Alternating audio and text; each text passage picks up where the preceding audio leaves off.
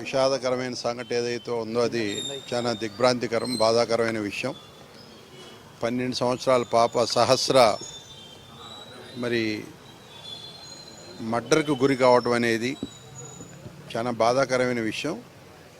అయితే దాని మీద పోలీసులు తీవ్రంగా ఇన్వెస్టిగేషన్ జరుగుతూ ఉంది. ఏమైందనేది క్లారిటీ రావలేదని చెప్తున్నారు.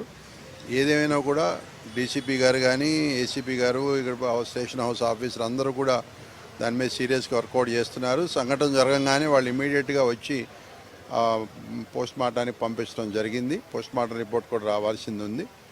ఇది ఏదేమైనా ప్రభుత్వం నుంచి తీసుకోవాల్సిన అన్ని చర్యలు అయితే తీసుకుంటున్నాం.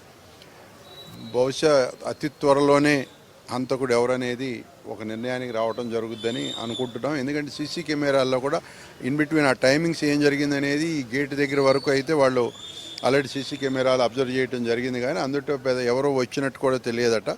మరి ఇంకా ఏమై ఉంటుంది ఏంటనేది కొంచెం డీప్గా ఇన్వెస్టిగేషన్ చేసిన తర్వాత అది బయట పెడతాం. ప్రభుత్వం నుంచి ఆ తల్లిదండ్రులకి ఏమన్నా సహాయ సహకారాలు అందించాలంటే తప్పకుండా అందిస్తాం. జరిగిన దానికి చింతిస్తూ ఉన్నాం ప్రభుత్వం తరఫున. ఇక ముందు ఇటువంటివి జరగకుండా తప్పకుండా చర్యలు తీసుకుంటామని చెప్పి తెలియజేస్తూ ఉన్నాం. ఏదేమైనా బాధాకరమైన విషయం. ఇక ముందు ఇట్లాంటివి కాకుండా చూడాలని చెప్పి పోలీస్ సిబ్బందిని, యంత్రాంగాన్ని మేము కోరుతాం.